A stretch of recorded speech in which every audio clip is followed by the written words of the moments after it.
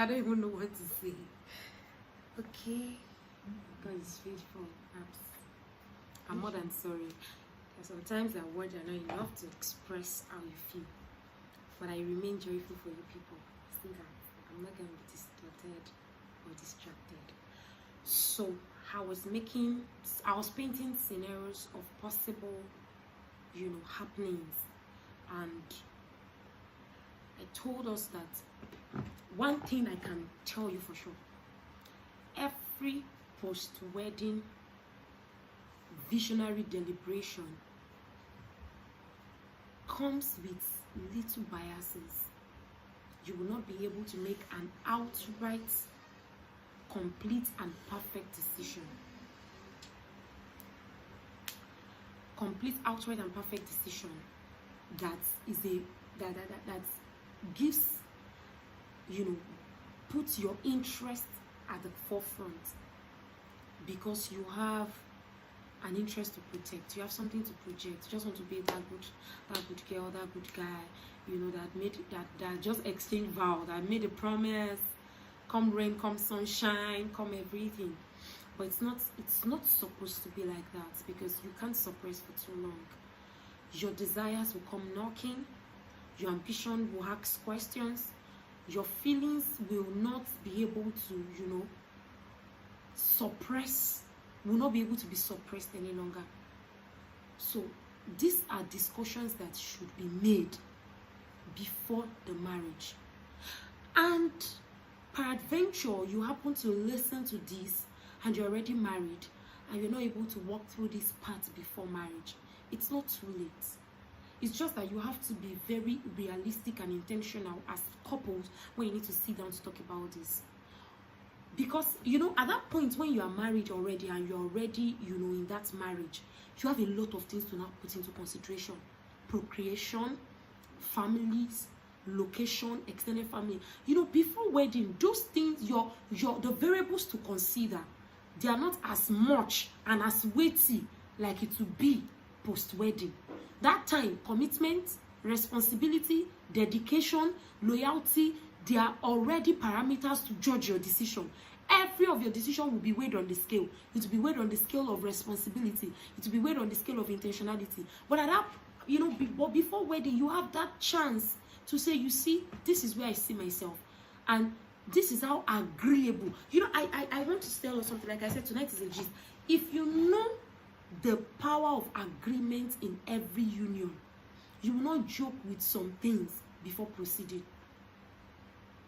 Because the moment this is not about Amos 3:3. I know you know Amos 3:3, but I'm talking to you like in this experientially, in reality, that things you decide not to agree about is just lying in wait for possible friction and fractures. So you have to know. Let me just quickly list some few things you have to know. In this union, are we business oriented or job oriented people? Do we just want to, look out for a viable job opportunity, just give dedication to a job source, a structured living, and we just go to work and come back? Or it's one person's interest and not the other person's interest? How do we now bring this into alignment? Are we business oriented or are we job oriented? Which one do you want to go for? You have to know. It's not that after a while you are now imposing or trying to infuse the passion for business or for job in the other person. It will not flow, because something has been brewing, building up, forming together in the depth of their heart, even before they met you, even before they knew you. So, the passion that your vision will require for it to really find expression, it cannot be infused just in few months or in few talks And you just believe that after we have agreed that, babe, I think you should do this, sweetheart, I think we should do this, and you just believe that all of a sudden that passion is in them, passion to run, passion to not be limited, you know, passion to be focused. You just feel like it's already in them. Love, like I said, has brought you together, but your vision alignment will keep you together. So you need to know, are we business oriented or job oriented? Do we have do we have that desire to relocate after a while? Let me say the way I just wrote it. Are we living local or living international after a while? You have to know. You see, these decisions are not things that you just jump at. There are partners that they have to let go. I mean, you don't even want to know what marriages went through in that Japa obsession season. You know, when people were really so a lot of people are still paying. They are still paying dearly for that thing.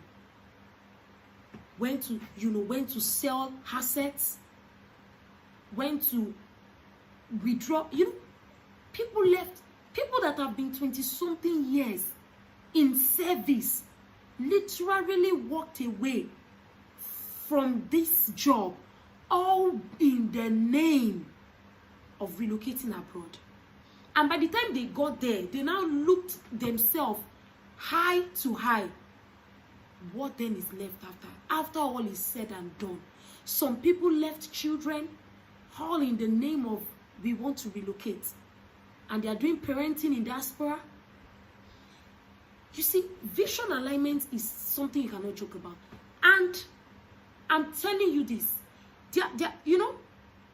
I've met people very well that in their hearts, they love to relocate. Like, they really want to. And their partner is indifferent. Just like, okay, if it happens, and if it does not happen. And then such partner that is indifferent now got or started a small business that is now blossoming. Then the obsession of the other person for wanting to leave the shores of his or her country now became a challenge. Babe, we have to go. I've always, it has always been a song on my list. I want to know what it feels like to live abroad and all of that. And the other person is like, is it that you don't cherish what I have started? Don't you know what you don't know the future of what I've started? You don't know what you have become. Babe, do you know this, my business can open door of any country to you? Say, babe, forget your business. What business are you talking about? Yeah, you're modding blogs. He said it can open door of anywhere. You just... And somebody has to make compromise. Somebody has to make compromise. And at that point of compromise, don't rejoice because the compromise was made. Be more concerned how the compromise left the other person. Shattered, happy, dissatisfied, distorted, unfulfilled. When I was teaching 2 weeks ago, I said, you have to know, you have to name and you have to identify, name and communicate the emotion that every incident or situation left you with. If you are not considerate to know how that compromise left your partner, you might just be walking through a tiny part of an eventual divorce. I've spoken with people and say, I just felt trapped here. I am feeling unfulfilled here. I'm just here for my partner. I can't piece my life together. I don't have freedom. I don't have expression. I'm just here. Because they have to make the compromise of living with your partner. And truthfully, it's like putting a fish on the sand. And they just be like, I'm frustrated. I am not happy. This is not who I am. I know myself. This atmosphere is not for me. This surrounding is not for me. This environment is not even giving me expression. You can imagine carrying a comedian from Nigeria. A comedian that is used to every week gig, every week outing. And you say because your partner is obsessed about traveling, you are going. You will live a frustrated life there. I mean, people are organizing birthday party for themselves there. How many people are organizing even their wedding is behind closed doors? And then you now say, babe, don't worry, you'll be releasing skits. Come on, where's skits? Babe, don't worry. See, you can even be the one to rebrand it abroad. Rebrand. So it is not about your obsession for what you want. And it's not only about the person that is willing to make the compromise happen. But it's much more about the emotion that the person is going to be left with. And you know one beautiful thing about emotion, it can't be transferred. You can only feel it. You cannot eat it. It can't be transferred. So, are we living local? Are we relocating? Are we business oriented? Or let's just do our job thingy. You earn 500, I earn 750, we're good to go. You know, I was having a discussion with someone very close to me some days back, and then the person was asking me a question. The person asked me a question like, in marriage, can you really save together? Can you really keep a joint account? And I was like, well, do you want to hear my opinion? I believe that it's a good thing for couples to save together or to have a joint account. Number one, I believe the joint account should not be the only account running in your life individually. And I believe that there should be an agreement that if you are earning, whatever you are earning, we are bringing 60% of our income together into this account, and you can make do with the remaining 40% with your personal need. Because as a female or as a man, you will not always have to seek permission for your personal need before you make withdrawal. So why not give allowance for your personal needs, even as you keep the agreement at the home front? Because this thing has caused friction, and I gave the person my sincere counsel. I said, I believe that a percentage of your income individually can be brought into your joint account, and then you have the remaining percentage to service your personal needs. You will not always have joint needs. You don't have the same kind of family. What if one has a demanding family than the other? You don't believe in friendship at the same level. Your spendings are different. So it's not every time you want to be ringing the phone, babe, I need to do this, babe, I need to do that. I believe you can have a contrary opinion. You can believe 100%. It's okay. I am not antagonizing that. But I believe that for smooth transitionings through life, just have a percentage that attends to your personal needs. These are visionary agreements. When it comes to investments, when it comes to savings, when it comes to spending. Let me not go ahead of myself. So I just spoke about anything that you know is a possible obsession for you. And no matter, see, there are some people, if you build a castle for them in Nigeria, until they relocate, they can never find fulfillment. Even if, you don't understand, even if you make your home a palace, they will still come and say, babe. Some people, it's just those pictures to pepper them. To pepper them on the internet. That is the only, even in fact, even their intelligent quotient cannot compete well outside the country. But you see that baby girl life of picture obsession and picture oppression, it will not make them stay. And there's nothing you can give to them that will satisfy them. If you like be changing gadgets, be changing cars, be changing automobiles, be changing their wardrobe, until they do that, you will not know peace. So you will not know the peace. So it is better, you know, babe, see, your desire to relocate, is it an obsession? Is it something that it must be a part of this journey, that we like it or not? You must know, so that you know what you are marrying together. Then another thing is, for people that can eventually, you know, before you get married, please come close, let's talk. You're already sensing the call of God upon your life. As a man or as a woman, you're already sensing the call of God. And then you are not saying anything. You're like, babe, I just want you to know that I really love God. And there's nothing God wants me to do that I will not do.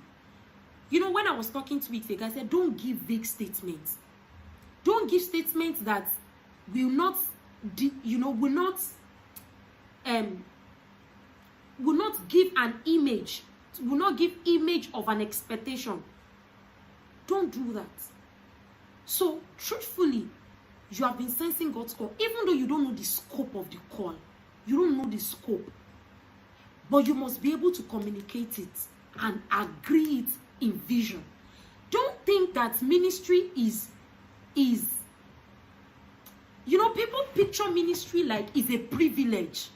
And when you are coming into my life as a partner, it's a blessing that I know that it's a privilege to be called of God. I know that it's a privilege, you know, to bear the burdens of the kingdom, you know, to bear the assignments and to be a frontier of God's desire in this, you know, in this. I know it's a privilege. I know it's an honor, but it's not accidental. It's not an emergency. No, if you carry that kind of a call, you will answer it alone, because you will not be able to find that support, that supportive partner. You will not, and you cannot see. Let me tell you, the distance you can cover in vision is directly proportional to the support and the interest of your partner. You can't cover far if your partner is not in support. That's why I used to say, and I'm going, you know, because of time now, I'm rushing now. Agreement in marriage is not a yes, yes, a no, no. I've always said it. Agreement is not, I will do what you want. I will go where you want me to go. I will sit where you want me to sit. Agreement in marriage stems from understanding. It stems from understanding. You must understand very well. Don't assume. Don't believe that eventually you can be seeing me as Mommy Gio. I know that there's, you know, there's a place to get but you have to ask questions, babe. So what's the scope of what you're talking about? So even if you don't have the scope, you know, will you still give me that allowance to pursue my career? Can I be a career person alongside the call? Can, you know, businesswoman partnering with you in ministry? Or do you want that person that will be there 100%? You have to know. If I get a federal job today, I'm going to take it. As you know, in this marriage, we understand that there's a call of God. We both have the call of, like, it's not, we are not in a marriage where I am in ministry because my husband is a pastor or is an apostle. No, I am not in ministry alone. Sorry, I'm saying that the transmission is unstable, but if you are still with me, just give me a message that we are still together, because I don't want you to miss this part I'm talking about. So they are telling me that the transmission is unstable, but it's stable in the name of Jesus. The devil is a liar. We are going to hear this tonight. Please, if you are with me, just drop a message in the box that we're still together. Keep firing, keep going, or give me a love emoji. All right, thank you. So I am not in ministry today because I am married to an apostle. I'm married to a pastor. I'm in ministry, one, because I have the call of God on my life. I know that, like I know my name. And secondly, to give support to the call of God upon my husband. So I have, that one is clear. That one is not like, so I know the scope of what I can accommodate. I know the extent at which I can go. I know the kind of job I can fit into. Are you understanding me? I know, not only because I have to be there for my partner, but because I also have a responsibility and obligation that the Lord has placed upon my life. I am called into the fivefold ministry. I am not into the ministry of helps.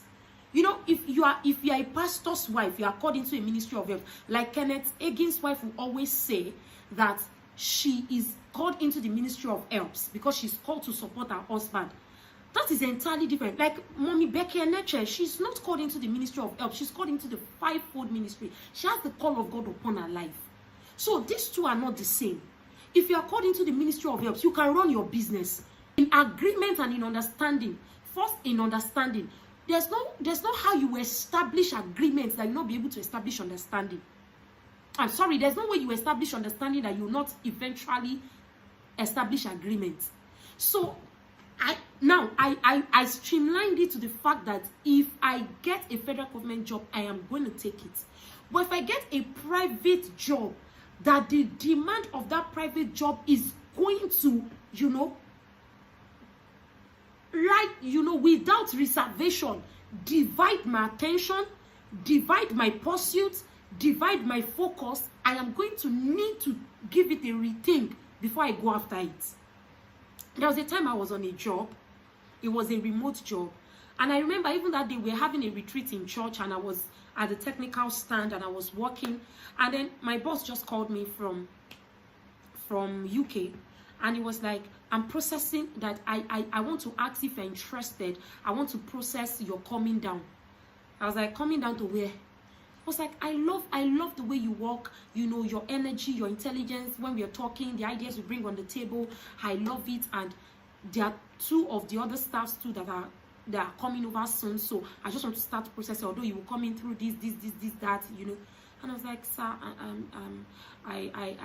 I appreciate, I really thank you for taking notes or taking notice of my intelligence at work, but I have a ministry here.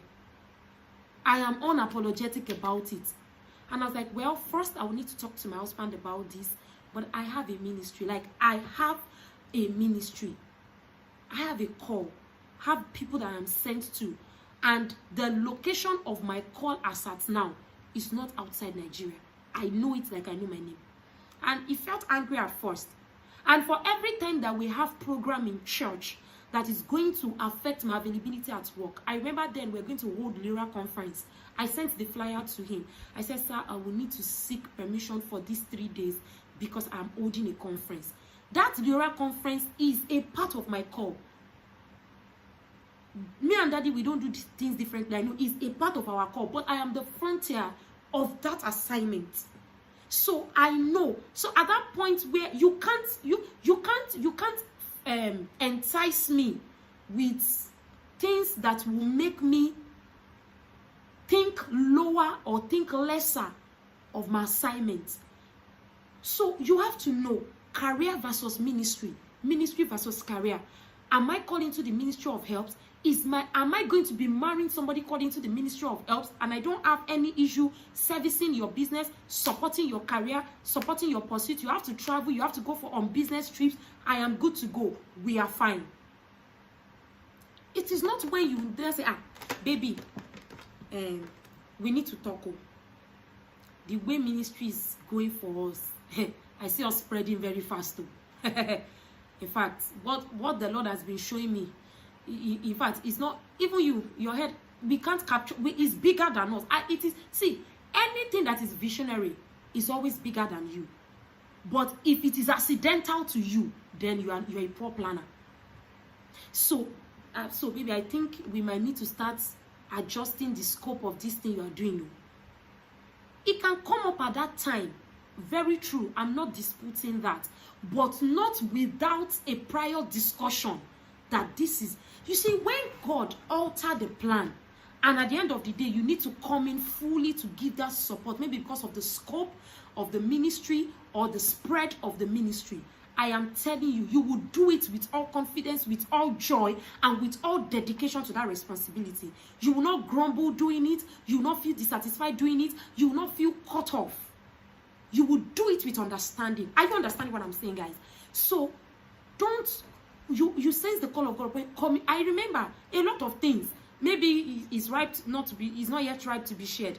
I remember when me and Daddy, we're already in very let me even say cutting. When he starts sensing that he's going to have a church, a Sunday church, and when we started the relationship, it was not encapsulated. It was not encapsulated in our discussion. It was not encapsulated in our planning. We just know that we are ministry people, ministry, not church. So at that point, when he communicated it, in fact, he didn't communicate it to me at first because he was seeking clarity. He was praying, he was retreating, he was seeking clarity. And then I began picking it, and I had a covenant brother that we prayed together. And then he told me, he said, do you know you're going to be having a church? He said, do you know your partner is going to be having a church? I said, no, I don't think so. But what I noticed was that every time that I am studying, because then I was so high on studying, I'm still high on studying. Anytime that I'm studying, the Lord is always leading me to, in fact, those books are inside. You will see me write the names of the people the Lord was leading me to read about or make research about. They were pastor's wife. I mean, Sunday pastor's wife. So I was like, why am I studying about pastor's wife? Even this woman of blessed memory, what's her name again? I can't remember again, it just left my head. You know, I was studying them, I was reading about them. The books I was reading was having to do with pastor's wife. I was like, me, I'm not a pastor's wife. For me, I'm an itinerant minister's wife. An itinerant minister, you know, that was what was on my head. But at that point, when we had to know and come in terms with the fact that a point will come, that was even the way it came, like a point will come that we are going to be into full-time ministry, which is going to be church, not itinerant. Yeah, there was this God, but the switch was not difficult. The balance, you know, to just make that switch was not a difficult point in my life. At that point, I just need to be asking God for wisdom, for grace, and all of that. So if major decisions of your life comes more as an emergency, it's unhealthy for a smooth marriage. If major decisions of your life come as an emergency, no, it's going to strain a part of you or a part of your partner. Another one is another one you have to pay attention to is this vision that I have. Let's say now I'm not talking about ministry again now. This vision that I have, am I going to be running a joint vision? Are we going to be marrying our vision together, or everybody is going to face their part? Let me not use the word everybody. You face your part, I face my part.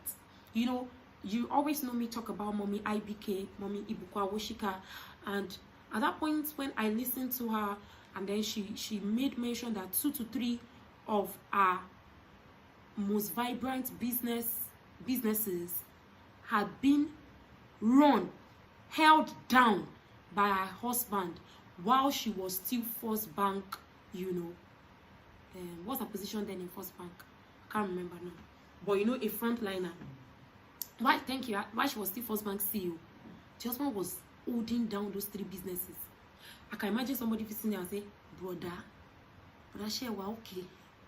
And brother, you don't have certificate, because you can imagine that kind of a person is going to be married to someone that is learned and at least has something to show off, or something to land him a good job. But he decided to keep his certificate and come up on board to drive 3 of the wife's businesses successfully. So to you, what does that mean? That has surpassed love. That has surpassed love. That is a man that has in-depth knowledge of agreement. Do you know that if he had insisted that he wants to nurture his ego as a man, he wants to preserve his ego as a man, and he goes after pursuing his own career, hope you know, if they might not be as successful as they are today. I mean, as wealthy as they are today. Because you can imagine the income of 3 businesses versus the salary of 1 job. Or him too, now said, get managers for your businesses now. Even me, I'm going to pursue my job. I'm going to open at least 1 to 2 businesses. At least I can't be a failure. You know, so some are even so bad to the extent that when they want to form the name for their business, they are even saying that they don't want their partner's name to be there, also that it will be so exclusive to them. No. United in love, united in vision. Are we going to be marrying this vision together? Are you going to be carving a niche for me in your business? Am I going to be relevant in what you're doing? Or will you just prefer? You know, honestly, do you know that it is wrong for you to get angry if your partner does not feel maybe comfortable bringing you on board? They might feel like they will not... It made me remember something. They might feel like they will not be stirred, that maybe errors or mistakes from your part, they will not be able to undo it well because of emotional connection. There are some partners like that. I remember there was a time, you know, immediately after NYSC, I was looking for a job, and there was this boss that we were quite close while I was serving. I was like, sir, please, I need a job. I know you can get me a job. You have a running company. And he was like, I can't put you on my job. He said, I like you that I will not be able to, I will not be stern with you. He said, I want to be able to deal with my business outside. I was like, Oga, you can talk to me anyhow. I said, no, I can't do that. And you know, he just asked for what he could do to support. And from that moment, honestly, I respected men in another light. Like, there are some husbands that are like, babe, if you're on this business, I might not be assertive. I might not be able to, you know, draw the line, make my decision, especially when, and let me tell you the truth, maybe they've noticed some little complacency on your part, and they'll be like, hi, my wife on this business, or my husband on this business, maybe procrastination, you know, things like that, and they don't want to tell it to you, like, babe, or maybe they've been using that to say, babe, work on this, and then it's not just working. They might start up a business and don't feel comfortable bringing you on board. It doesn't say they don't love you. It doesn't say they are not responsible. It doesn't say other people are even better than you. And some might just be like, babe, you know what? Just face this nursing, maternal responsibility for a while, and maybe after 3 years you can come on board on the business, because they know that they will have built that business to an extent that the level at which you will meet it, there will have been structure in place, and you'll be able to fit into that structure. There are some of us, especially, let me not lie to you, especially in Africa, when you are in a joint business with your partner, we seldomly give it our best, like when we are working under another person. That's the truth. We come late. We are not making the partner to have freedom for, you know, to correct things like that. We don't give it that focus, that vibrancy, that fervency, because we just feel like I should be his family business. So some very determined men, they will tell you that they don't want, they might, even their younger ones or their elder ones, they might not bring them close to that business. They just want to build it to that extent where the structure can speak for itself before they bring in someone they are emotionally committed to. That's why you see some people, they are church members, they can't give them job in their company. They are people that they are from the same village or the same territory, they can't give them business. Their cousins, their nephew, because they don't want to have that emotional sentiment, so that they can build with their focus and their gaze fixed. If you are married to that kind of a partner, you just need to attain that height of understanding. That, are we running a joint mission, or is he a merged vision, or what's the word now? Is it a personal vision or a merged vision? Is it a personal vision or a joint vision? And I just want you to prepare your mind from now. There are some things you don't need to get angry about. You don't need to get angry about it, because at the end of the day, what they will build will still be to your advantage. It will still be to your advantage. This can even stem from temperamental difference. Maybe you just know that, oh, you see, my partner is this temperament, and not now, not at this level. It's not entirely wrong. They can choose to come back home to take counsel, you know, to take support from you. So I'm coming from a place. So we can see this family that I'm talking about, the mommy Awoshikana. We can see this family that they decided. How many times have you seen, maybe, I don't know, I'm not too sure, but I'm just asking. If you know, you can tell me. I'm reading your comments. Dangote's maybe wife at the forefront of his business. I don't think I've heard it before. I've read about his family a number of times. I don't think there's any one of them that is really, you know, at that front seat. So it differs across marriages. Just know the one that is agreeable for you and your partner, and be united in it. Because if you are not united, you see, your unity is not to be measured because you are physically present in that business. Your unity is to be measured because your consent, your interest, your prayers, and your support is present in that business. Don't use physical presence or physical involvement to measure your unity. Don't get it wrong. A lot of people are physically present, and yet the business might not blossom because in consent and in agreement, they are not present. And in the sight of God, your consent your the agreement that stems from your consent bears more results than the agreement that stems from your physical presence. Was Sarah there when Abraham was going to sacrifice Isaac? But he knew without an iota of doubt that Sarah will always do anything in support of what the Lord is sending him to do. When he told Sarah, Sarah lied. Didn't she lie? Sarah said, you are my sister. Didn't she say so? And the Bible said, for the sake of Sarah, Abraham was blessed. So I believe that they have established agreements to the extent that Abraham could decide to go with Isaac without communicating with Sarah, because he has received the consensual agreement even without her physical knowledge. So don't use mundane things to measure unity in marriage.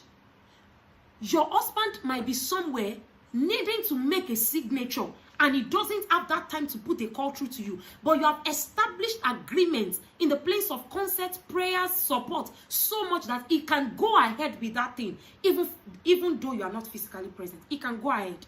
And he knows that it only takes me to come back and convince my wife that I have taken the best decision for us. It only takes me to come back and convince my husband that I've taken the best decision for us. Agreement and unity is not to be measured by your physical presence alone. Physical presence is the least thing to measure your unity in vision.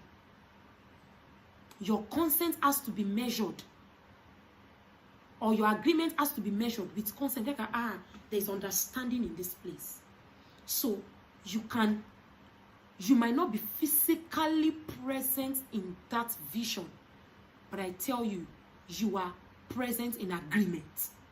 You are present in consent. You are present in prayers. You are present in support. So if you choose, if your husband is running an agric business, a food business, an electrical electronics business, or whatever they call it, and you are running an interior decoration or an event planner, you have your different businesses, location different, scope different. It doesn't mean you are not united. It doesn't mean you are not united. Now, I hope you are not. I'm driving, I'm streamlining, like an aeroplane. The way you start thin, big, and thin. Now I'm streamlining my point to let you know that unity of vision is not in physical involvement, is not in physical presence, is not in a yes, a no. Unity in vision starts from the place of understanding, consent, prayers, and support. You have these 4 things, you are as united as you need to be. You are as united as you need to be. So don't measure the fact that I am not always there. Then we are not in unity. No. Once you can sit down to talk about it, you design it out, you give your consent, you give your counsel, you give your support, and you put it to God in prayers, you are united already. You are united. You can make things happen. At any point where you are sensing things that are not clear to you, you don't withdraw your consent. You ask questions. You seek clarity. You seek clarity. You don't say, it's like this guy, you don't do it, I don't know. You don't withdraw your consent. Your consent is not to be withdrawn at all. So is it a personal mission or a merged mission? If you get to a point in that marriage where you now felt like, okay, we can pool resources together, get like 2 acres, 2 hectares, and then have all these businesses in one location and departmentalize it. It still doesn't make your agreement higher or lower. You can be in the same location, departmentalize it, without your consent, your understanding, your prayer, and your support. You will still not thrive. You still not thrive. Then I spoke about investment, savings, and spending. Just like I said earlier when I gave my counsel about saving culture for couples. Please work with what works best for you when you get there. Anything that works best for you, as long as there is agreement. As long as you agree together to do it. It's not like anyone is induced, enforced, or coerced. See, please, I want to say something. Please, in marital journey, to the barest minimum, avoid coercing your partner. Avoid enforcing your partner. Ask people that that have gone ahead. They will tell you that the result is they are not always the same. The results are not always the same. Make sure that if you need to take out time, explain over and over again, give understanding, listen again and again, make sure you establish agreement before you proceed. Make sure you establish agreement before you proceed. I've used an example again and again of wives not knowing about their husband's business the day they got to know, or maybe along the line it crashed, the husband was hungry. See, when God said the two has now become one, it's not for intimacy, it's for purpose fulfillment. The two has now become one is not for intimacy, it's for purpose fulfillment. You need to know that. You need to know that, like you know your name. It's for purpose fulfillment. So either you want to make investments together, sit and agree. In what proportion? You know, if you are earning differently, let's say one person is in career, another person is in business, and you cannot predict the income from business, from your profits.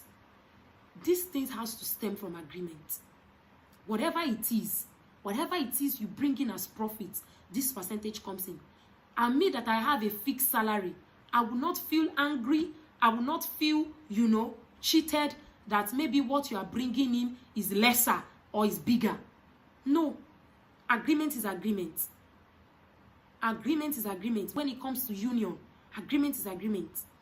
So it doesn't matter if the profit is higher this month and lesser next month, and your own salary is fixed, irrespective. Once you have a percentage you have agreed on for investment, for spending, for savings, and for your personal need, you are good to go. And see, like I do say, all of these things don't answer to I love you, talk your own. All of these things answer to intentionality. You sit down and talk. No matter how high you are in love, when you get to decisive junction of your union, please don't be ruled by emotion. Don't be ruled by emotion. When you get to those decisive points of your union, don't be ruled by emotion. Babe, let's talk about this. I know that we can't predict the outcome 100%. I know some variables can make changes. Some variables might not give us the exact design or expectation. But at least it will not leave us helpless. It will not leave us confused. It will not leave us, empty. It's like, have you, all these movies, it's like all these village movies that they carry a calabash and then it falls off their hand and it pieces. They can still pick a part of the broken calabash to still scoop water. So your idea might not be able to fit into the reality when you get to that junction 100%. But a part of it will still be a saving grace for you. A part of it will still be a fallback for you. You understand? A part of it will still be, a driving force for you. You will not just be left helpless. I was listening to a story that made me cry like a child 2 days ago. Like I was so touched by that story. I was listening to Kunle Remi's story and Tiwi, how they had their baby. God is still in the business of doing wonders. God, it was highly emotional. I didn't cry. I don't even know if I weep. I was vibrating. What? Giving birth to a child the baby was just 26 weeks. It was just a story. And they said something that really touched me. They said while they were cutting, everything they put in place, they never knew would be their saving grace at the early phase of their marriage. They never knew. Because immediately she was able to survive how many weeks? They had to fly her out of Nigeria. And they had to be apart. But while they were dating, she was in maybe Canada or whatever, and they did everything within their power to keep their communication top-notch despite the distance. So what they used to keep their communication, their intimacy was what helped them when they had to be apart for how many weeks. And they were not just apart in love. They were apart in agony. They were apart in pain. They were apart in tears. They were apart in uncertainty. He didn't know if the wife will make it. You know, they gave them options that were life-threatening. Either they lose the baby and the wife, either they lose the baby or the wife, but they were able to keep their joy. And you know, when they sang that song, that this joy that we have, the devil can't take it from us. The devil didn't give us. The devil was not there, or something. You know, when I got to the fourth part of that story, I could not hold back my tears anymore. So you see, this thing does not answer to spirituality alone. If they didn't build a solid, you know, communication ties during their courtship, I tell you what happened to them. You know, she said immediately she had that baby, they caught. Can you imagine 7 big fibroids surrounding a baby? Ha! She said there was a day she was just crying and said, God, I'm not going to die. My baby will live. And she just felt like it's just the karama of early stage of marriage, of pregnancy. You know, you need to hear some things for you to know how wonderful God is. I saw faith at work. I saw that people that truly know their God, they will be strong and do exploits. He brought something alive in me just 2 days ago. You know, I've been watching it for like a week now, and I just completed it 2 days or yesterday. I can't even remember. It really blessed me. And she got home after a terrible surgery. They could not cut her the normal way to bring out baby because they did not want the fibroid to rupture inside her or something. Oh God, it was a terrible story. But God proved himself. And they had the baby 26 weeks, and the baby had to stay back in the hospital 10 weeks. And they had to be going to the hospital every day. After she had a bed rest from maybe week 14 to week 26. People go through a lot. But that's why I'm saying it. You can truly be united in love. But if you don't build up solid things to hold you together, because like I always say, nobody can ever be 100% prepared for the happenings in marriage. Who designed it? You predict, God gives the verdict. You know, they were jokingly saying that if you are pregnant and you need ideas for baby shoes, for shower, that you should come and meet them. That the ideas they have pulled together, they couldn't do one. That they want to give it out. But yet, I saw these two people, how they held each other in faith and in love. Why? How they have built their courtship. So talk about these things. Talk about these things. Build. Don't be afraid to face some certain subject matters. That's one of the things I've realized too in my counseling years or days or weeks. People are afraid to actually face some certain subject matters. They just feel like, let's just keep enjoying the euphoria of what makes us feel in love. No. When you cross some certain levels, you should start talking about life-defining events. Life-defining events. Hope-defining events. Faith-defining events. You need to start talking about it. I think I would love to stop here. Because when you don't talk about these things, it can cost you wasted years. It can cost you silent frustration. You don't even know how to go about it. It can cost you wasted years. It can cost you silent frustration. So talk about these things until, not until. Talk about these things and establish agreement. Do you know you can start having agreements in relationship even before marriage? You can graduate your agreements into marriage. And it's not just when you are united in body that you'll be united in agreement. So love is always a force of unity, but vision cements it better. And I just pray as we close that it takes wisdom to navigate these pathways. The wisdom that is needed to navigate this path, I pray the Lord give to you in abundance in the name of Jesus. It will help you beyond your imagination, and it will walk you through every season of your life in the name of Jesus. It was nice having you tonight. God bless you. Have a pleasant night rest. Good night, and see you next week. Bye. I love you.